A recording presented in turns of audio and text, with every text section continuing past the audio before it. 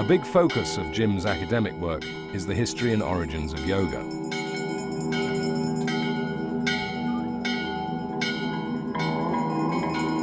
It's all a bit murky, but there are records of holy men doing yoga from as early as 500 BC.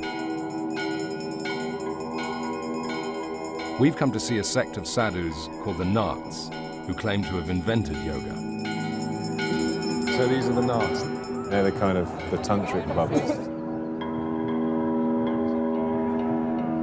Their main guru there is Guru Goraknath, who is supposed to be the guy who started yoga, physical yoga. Although I would argue that it's not necessarily the case.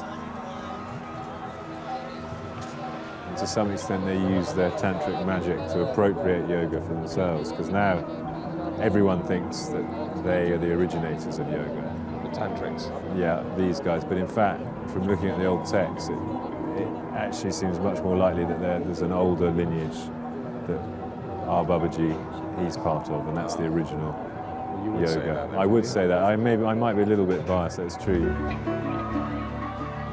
2,000 years ago, Alexander the Great's men reported yogis holding difficult postures in the hot sun.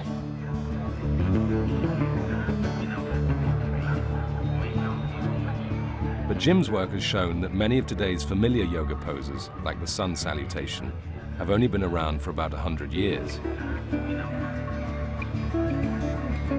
In fact, traditional yoga has changed and adapted over time and been influenced by Swedish bodybuilding, gymnastics, and British military drills.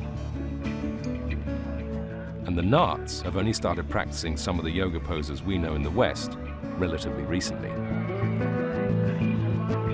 I think it's kind of like a revival amongst them, and they've seen the popularity of yoga around the world. They've seen it, and it's becoming very popular in India as well.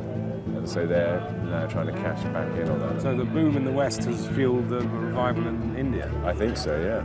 No, absolutely.